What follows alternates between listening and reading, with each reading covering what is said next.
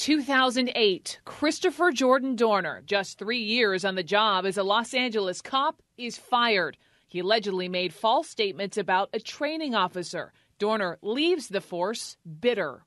In a lengthy letter apparently written by Dorner and provided to CNN Today by an LAPD source, he allegedly threatened to use his Navy training to harm police officers involved in his case and their families. Quoting here, "I will bring unconventional and asymmetrical warfare to those in LAPD uniform, whether on or off duty." Now to Sunday night. An Irvine couple is shot to death in the parking deck of their upscale apartment complex. The victims here, Monica Kwan and her fiancé. Kwan's father, Randy, was a retired LAPD cop who worked with Dorner.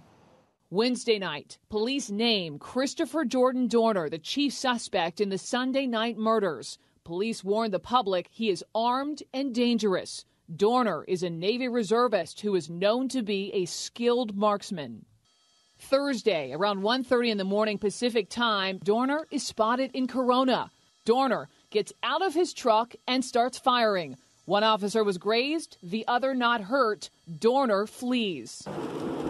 Then, a short time later, another shooting involving cops, this time in Riverside, where police say 2 officers on routine patrol are shot after being ambushed at an intersection. One officer is dead, another critically wounded. Authorities are linking both Thursday shootings to Dorner.